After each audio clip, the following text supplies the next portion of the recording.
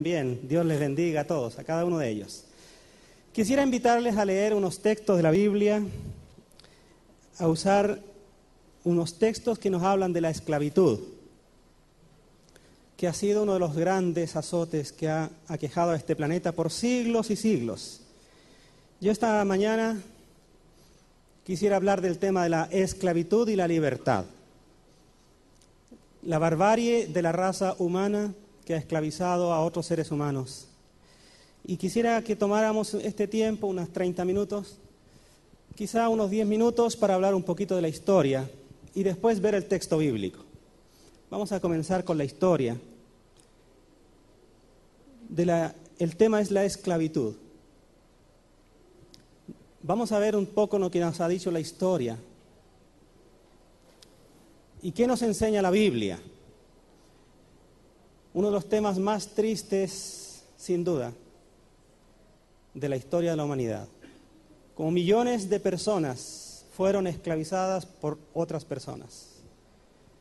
Y se prolongó por siglos, muchos siglos, este tema de la esclavitud. Incluso tuvo que haber una guerra en Estados Unidos entre el norte y el sur, porque no querían libertar a los esclavos. Y hubo una guerra civil, murieron millones de personas y se firmó la esclavitud, pero siguió por hartos años el tema y se prolongó hasta el siglo pasado, el tema de la esclavitud. Y ver qué nos enseña la palabra de Dios y cómo lo aplicamos a nosotros hoy, porque tal vez en nuestra sociedad occidental haya cierta esclavitud disfrazada en estos tiempos que vivimos. Así que tomemos un ratito, unos 10 minutos, para ver el tema de la esclavitud, solamente algunos puntos a través de la historia. Y después consideraremos el texto bíblico. Yo quisiera que leyéramos algunos pasajes.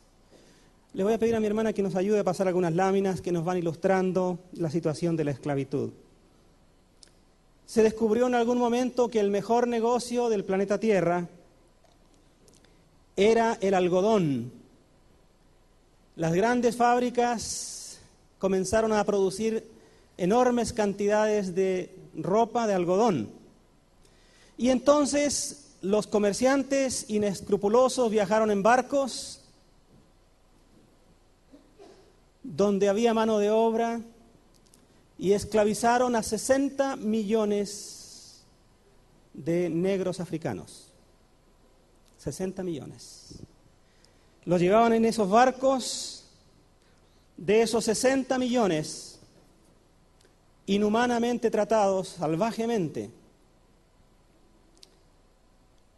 42 millones fueron trasladados de las costas de África a Estados Unidos. Ahí vemos escenas dramáticas que los hambreaban durante el viaje y aquellos que morían eran echados a los tiburones.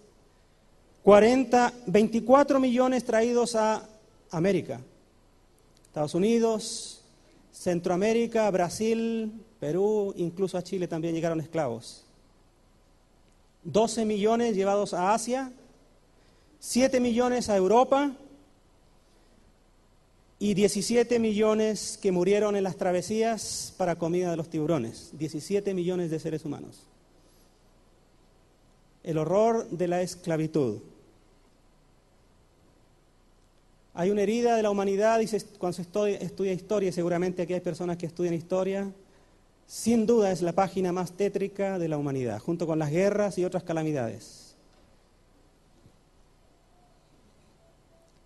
Considerados infrahumanos, incluso algunos se afirmaban en la Biblia para traficar esclavos, porque en la Biblia dice, amos, esclavos, sométanse a sus amos. Entonces tomaban ese versículo, decía, es bíblico, Dios quiere que haya esclavos.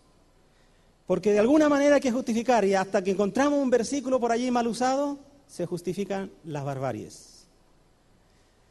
Las plantaciones de algodón recibieron millones y millones de esclavos. Abuelos, hijos, nietos, bisnietos, tataranietos, trabajando como esclavos día y noche, de sol a sol, 30 días al año, 365 días, 30 días al mes, 365 días al año, sin descanso, olvidando el mandamiento de Dios. 6 días trabajarás y harás toda tu obra, pero hay un día de descanso para tu Dios. Y no trabajarás tú, ni tu siervo, ni tu sierva, ni nadie, ni tu animal, ni tu asno, ni tu buey. El día de reposo no existía. Y esta gente nació, vivió y murió esclavo por siglos. Ellos escucharon por allí algunos predicadores itinerantes que luchaban contra la esclavitud y que Dios mandó a su Hijo a liberar al ser humano. Y por ahí algunos empezaron a creer. Y muchos se convirtieron al Evangelio. Y desde el Evangelio lucharon por la causa de la fe. Este personaje que vemos aquí es John Newton. Este hombre, cuando niño, mire qué importante que los niños escuchen el Evangelio. Cuando niño, sus padres lo traían a la escuela dominical y él escuchó hablar del amor de Dios. Y eso estaba ahí en su mente. Pero este hombre se corrompió a tal extremo que llegó a ser traficante de esclavos, dueño de un barco negrero. Y John Newton, en innumerables viajes del África hasta Norteamérica y Europa trayendo esclavos, comercializó y ganó muchos millones. Pero en algún momento, en medio de una tormenta y de los rayos del cielo, él volvió a Dios. Y arrodillado en cubierta se acordó de su iglesia y le pidió perdón a Dios. Y le prometió que si Dios le conservaba la vida, dejaba la esclavitud y se dedicaba a predicar el Evangelio. Y John Newton logró pasar esa travesía y cumplió su palabra. Abandonó el barco y empezó a luchar contra la esclavitud y se hizo un pastor evangélico. Y él compuso un himno que se llama Sublime Gracia. Yo no sé si le recordarán este himno, tal vez podemos cantarlo al final, no sé si hay un cuarteto que a veces lo ha cantado, ¿sí? Carlito, ¿usted lo conoce? Sublime Gracia. Él compuso este himno. ¿Le hacemos empeño? ¿Sí? ¿Hagamos el empeño? ¿Sí? A ver. Compuso este himno maravilloso, Sublime Gracia, que a un hombre, también tú lo conoces, ¿verdad? Yo, cuando hicimos el lanzamiento de un libro, tú me acuerdas, ayúdanos a cantar ese himno, Sublime Gracia. Lo compuso y dedicó su vida a predicar el Evangelio de la libertad. Aunque sea una estrofa, a ver. John Newton, creador de este himno sublime. Aunque sea una estrofa. Está en el lemnario bautista, no sé si alguien lo ha traído. ¿Alguien aquí? Sí. Hagámosle empeño a una estrofa, 2 estrofas por allí.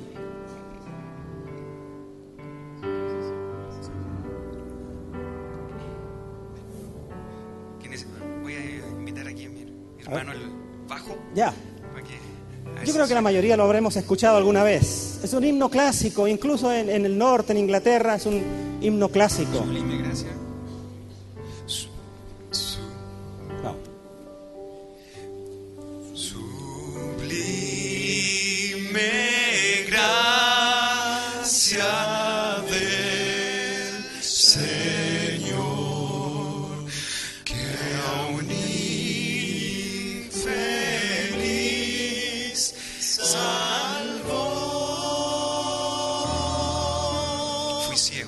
Fui ciego, mas hoy veo yo. Feliz y él me halló. Su amor. Su amor me gusta. Ay, los logros ya ficción. Ahí vamos. No. Que yo he vivido aquí. En los los peligros y aflicción que yo he venido aquí.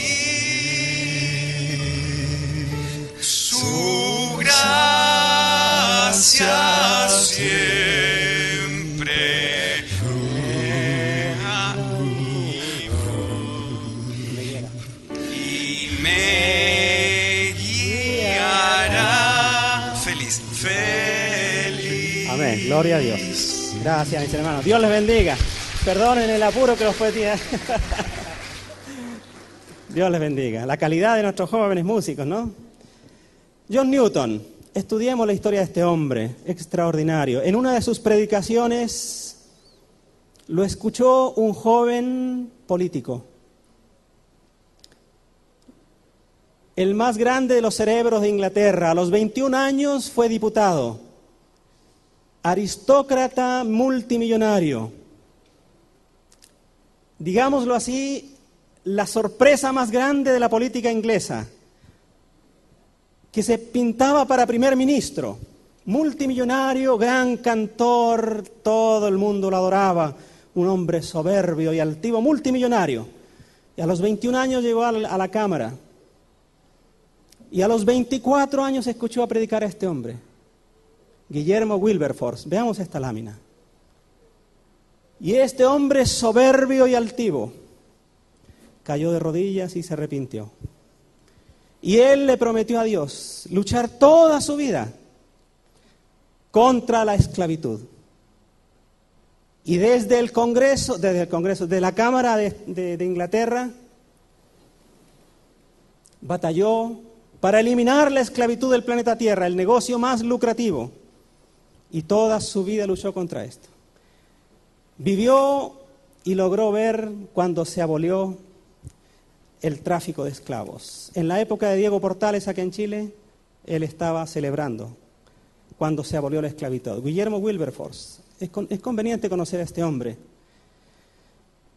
Luchó toda la vida desde el parlamento, digámoslo así, inglés, porque él dijo: Dios me ha llamado a la política por la justicia.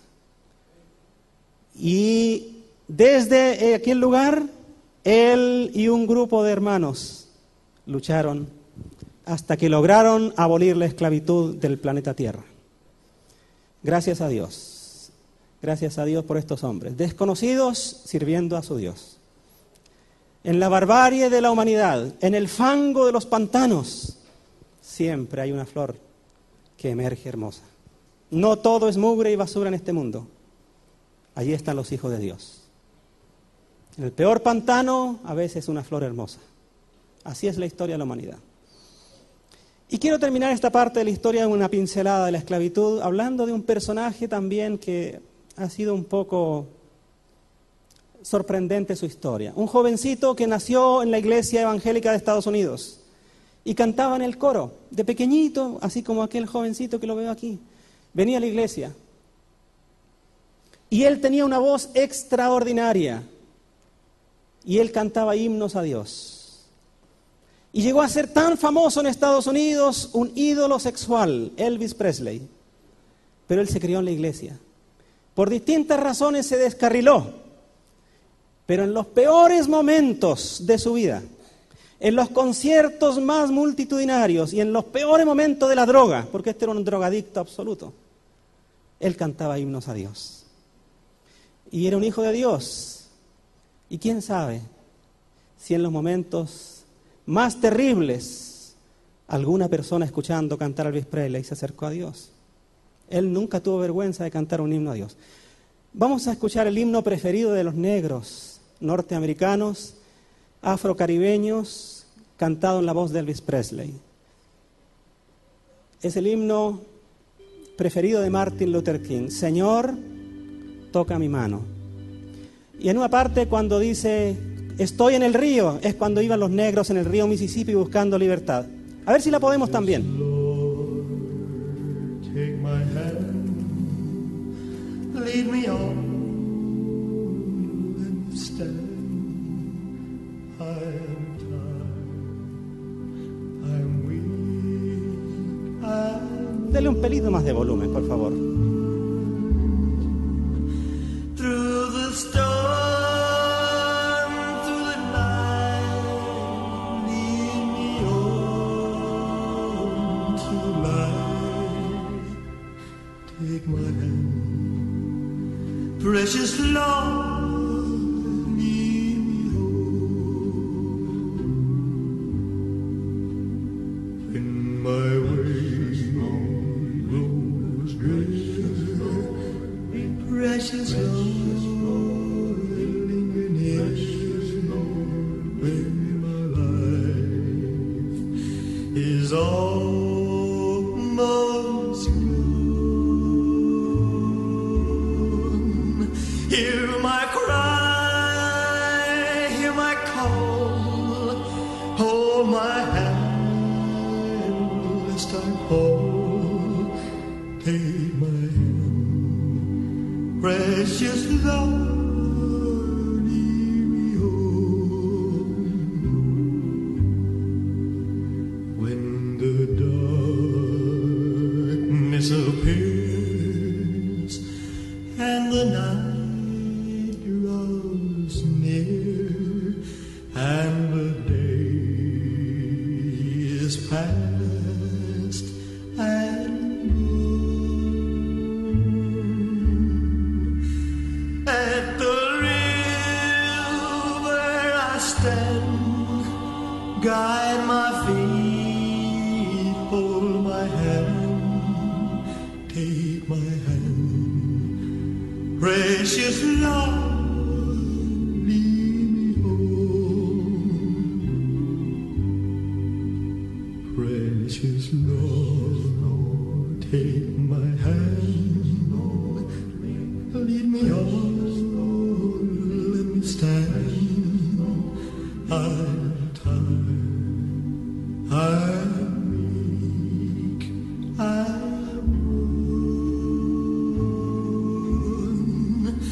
Through the storm, through the night, lead me on to light.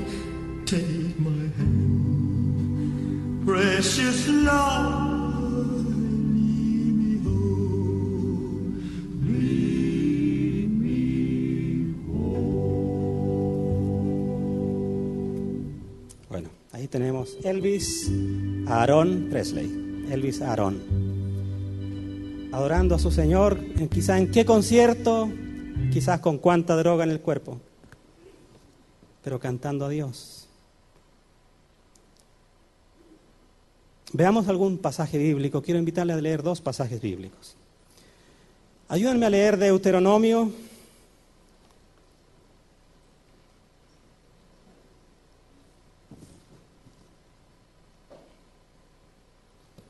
Capítulo 15.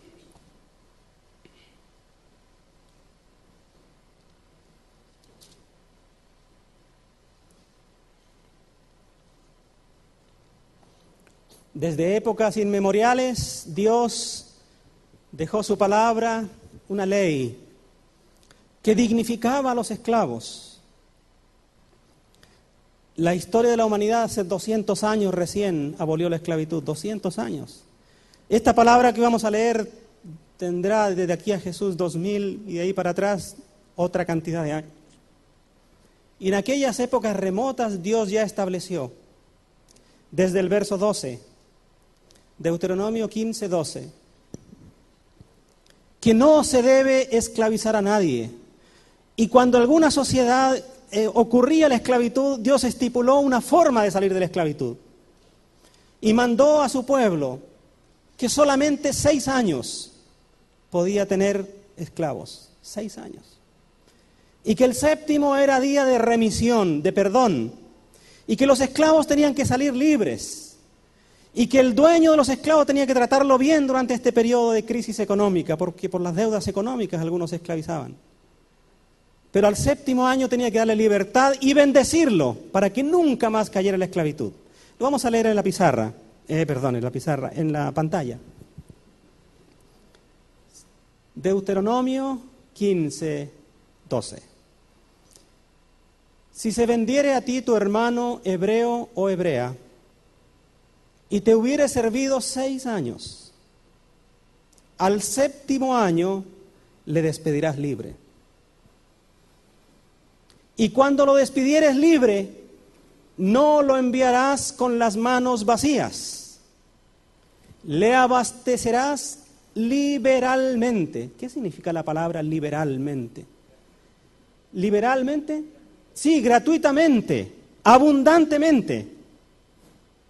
De tus ovejas, de tu era, de los trigos, de las cosechas, de tu lagar, las cosechas del vino.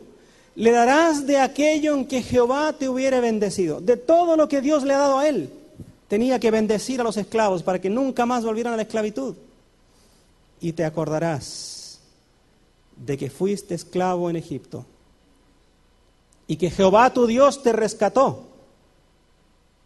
Por tanto, yo te mando esto hoy. Si la humanidad hubiera leído este texto y hubiera obedecido a Dios, no habría existido la esclavitud como la conocemos. El verso siguiente. Y si él te dijere, no te dejaré porque te ama a ti y a tu casa. ¿Qué ocurría eso? Que de repente una familia rescataba a un grupo y los trataba bien. Y eran como trabajadores, como campesinos. Y los esclavos dicen, no, queremos seguir aquí. Porque te ama a ti y a tu casa y porque le va bien contigo. Está prosperando, está avanzando, salió de la esclavitud. Entonces tomarás una lesna y le darás su oreja contra la puerta. Es como hacerle cuando se le hace a las guaguitas el arito. Para siempre. Así también harás a tu criada. Entonces, sigamos el verso. No te parezca duro cuando le enviares libre, pues por la mitad del costo de un jornalero te sirvió 6 años. Y Jehová tu Dios te bendecirá en todo cuanto hicieres. Y el verso siguiente nos habla de otras leyes. Pero leamos por favor el verso. Y cuando le despidieres, el verso número 13. Leamos todos juntos, por favor, a ver si nos ayuda a proyectar el verso 13. Y cuando le despidieres libre, no le enviarás con las manos vacías. Y el verso siguiente. Le abastecerás liberalmente de tus ovejas, de tu era y de tu lagar. Le darás de aquello en que Jehová. Vea las leyes humanitarias de Dios. No habría existido la esclavitud como la conocemos. Una familia que por situaciones económicas, de deudas impagas, por lo general era que le fue mal en la cosecha o algo, una deuda imposible de pagar, llegaban a la esclavitud. La ley establecía que el que los recogía, 6 años los tenía allí y los ayudaba. Y al 7º año lo bendecía y lo dejaba libre, con ovejas, vacas, trigo, vino y todo, para que nunca más vuelva a ser esclavo. Porque usa una palabra, es tu hermano, es tu hermano, es tu hermano. ¿Qué pasó con la humanidad que se desvió tanto de estos principios? Cuando llegaron los conquistadores a Latinoamérica, pensemos en México, la conquista de México. Pensemos en la conquista de Perú, en Centroamérica. Llegaron matando y destruyendo y asesinando. Y ellos no quisieron usar la palabra esclavitud, usaron una palabra un poco distinta, pero era lo mismo. Y se formó una institución que en algunas partes se le llamó el encomendero.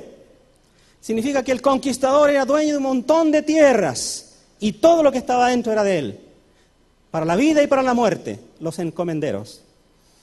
Y en Sudamérica y en la zona más al norte nuestro se le llamó huasipungo.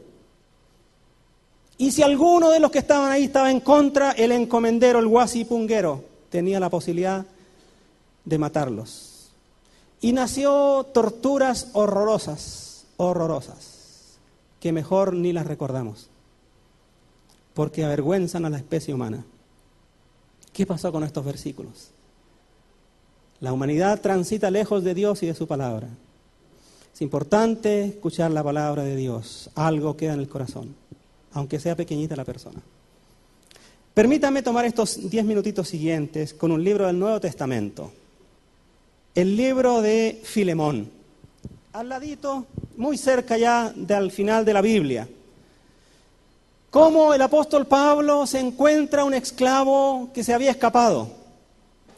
Y en la cárcel se encuentra con Pablo. Filemón, Timoteo, Tito, y de ahí viene Filemón. Es una sola página, son 25 versos de la Escritura. Y en la cárcel está preso Pablo por predicar el Evangelio. Y a una de esas cárceles llega un esclavo que se arrancó. Un esclavo que obviamente no tiene nombre, sino que se llamaba Onésimo, que significa algo así como útil o provechoso. Y Pablo en la cárcel le habla del amor de Dios. Y este Onésimo se convierte. Y Pablo le escribe al dueño de este esclavo, que también es hermano, llamado Filemón. Veamos el texto de Filemón, ¿se podrá proyectar? Pablo, prisionero de Jesucristo, y el hermano Timoteo, al amado Filemón, colaborador nuestro, y a la amada hermana Apia. Vea, Pablo le escribe a los hermanos varones y a las hermanas, en igualdad de condiciones, en aquellos tiempos ya. Y a Arquipo, nuestro compañero de milicia, y a la iglesia que está en tu casa. Y sigue hablando Pablo en el verso 3, gracia y paz a vosotros de Dios nuestro Padre y del Señor Jesucristo.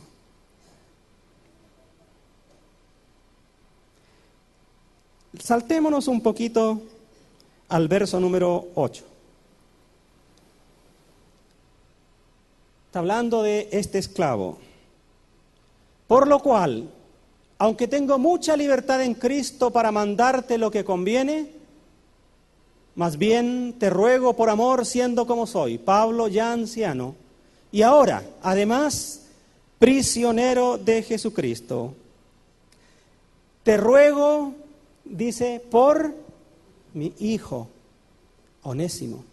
No es hijo biológico de Pablo, es que se convirtió al Evangelio en la cárcel por la predicación de Pablo, o por alguno de los compañeros de Pablo. Te ruego por mi hijo Onésimo, a quien engendré en mis prisiones, el cual en otro tiempo te fue inútil, pero ahora a ti y a mí nos es útil, y esa es la palabra Onésimo, útil, el cual vuelvo a enviarte. Tú pues recíbele como a mí mismo. Aquí hay un hecho, este es un milagro. Cuando un esclavo arrancaba de sus amos, nunca jamás quería volver, porque era seguro que lo mutilaban o lo mataban. En algunas plantaciones le cortaban la pierna derecha, el pie derecho. En otras, una mano. En otras le quitaban un ojo. O mutilaciones vergonzosas. Y entonces un esclavo prefería morirse en el río Mississippi y no volver a sus amos. Y mire lo extraño acá, un esclavo se convierte en la cárcel. Y Pablo dice, vuelve a tu amo, porque es hermano ahora. No sabemos mucho de la historia de este Onésimo, ni de Filemón. Pero es sorprendente que le dice que vuelva, porque ya no vuelve como hermano. Dice, vuelves porque ahora te recibe como si me recibiera a mí. Y lo que viene es tan hermoso. Veamos el verso 14, por favor. Y con esto vamos a terminar este pasaje.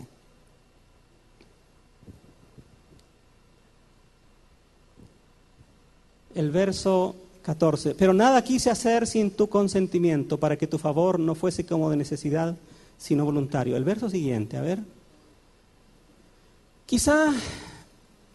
Porque quizá para esto se apartó de ti por algún tiempo, para que le recibieses para siempre. Y el verso siguiente. No ya como esclavo. ¿Qué más junto dice? ¿Todos juntos?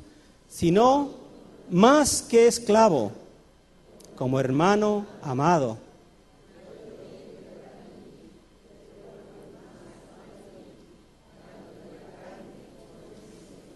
Pablo dice a Filemón, recíbelo no más como esclavo, como hermano, como si fuera yo mismo. Y si algo te debe, ponlo a mi cuenta, dice Pablo.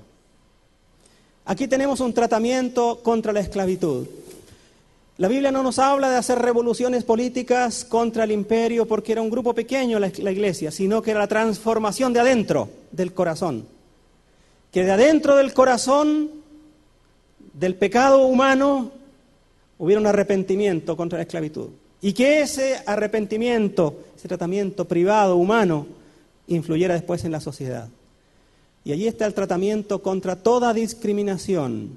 Los seres humanos somos hermanos. ¿Cuánto más los que somos hijos de Dios? Se nos olvida eso y tendemos a mirar en menos a alguien, olvidando que es criatura de Dios. Por eso un teólogo, que nuestro pastor Javier lo mencionó la semana pasada, él dijo, yo no puedo tomar las armas contra este otro país, porque un hijo de Dios no puede matar a otro hijo de Dios. Me resisto. Y por motivo de conciencia se restó de ir a la guerra. Obviamente le costó la cárcel. ¿Cómo tratamos a los seres humanos? ¿Cómo los vemos? La palabra de Dios nos dice que todos somos iguales ante Dios, somos criaturas de Dios. ¿Amén? Todos somos iguales. Para Dios no hay diferencia entre ricos y pobres, blancos y negros, entre amarillos y europeos, entre europeos y latinoamericanos, entre asiáticos y africanos. Una sola raza, la raza humana. ¿Usted está de acuerdo con eso? Amén. ¿Cuánto más si somos hijos de Dios? Por eso el apóstol Pablo dice una frase revolucionaria que hasta el día de hoy no la hemos entendido y no la hemos aplicado. Y esta frase está en Gálatas, y con esto termino.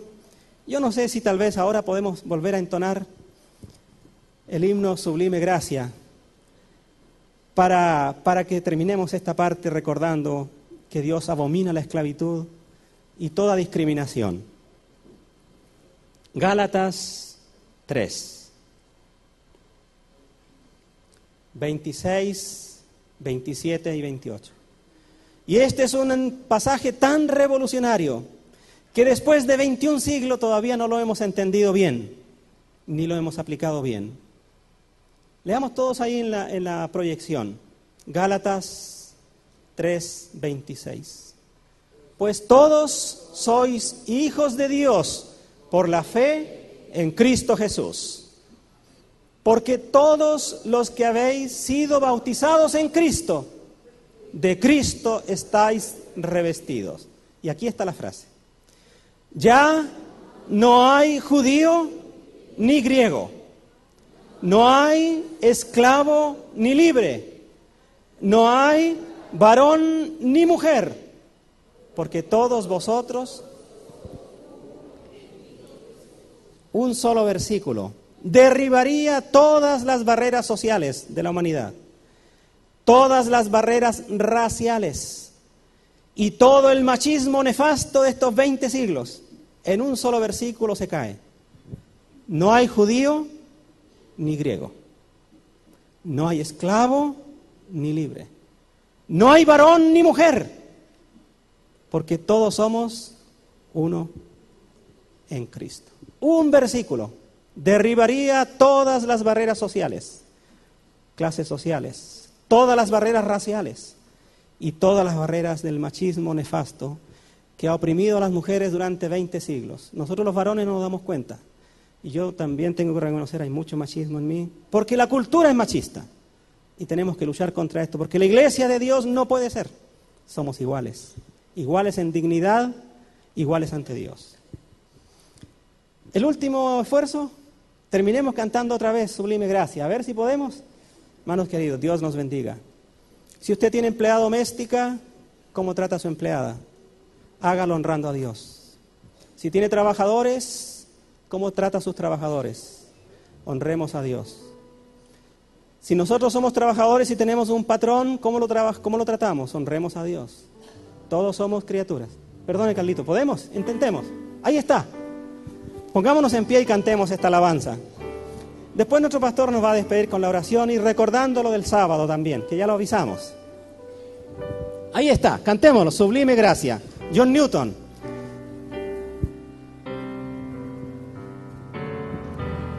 Usted nos define unas cositas más.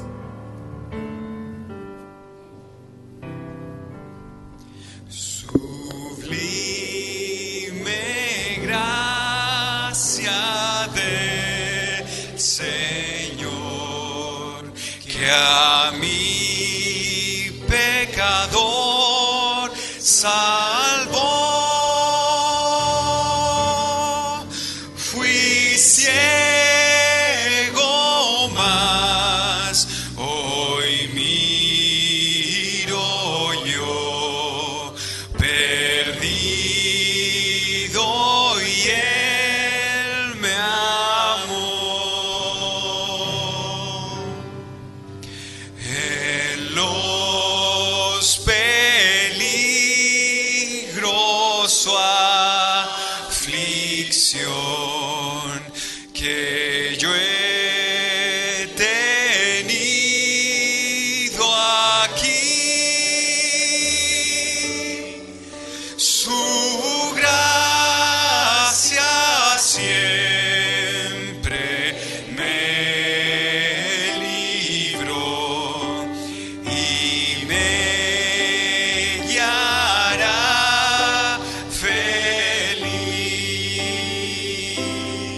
feliz. Su gracia me enseñó a temer, mis dudas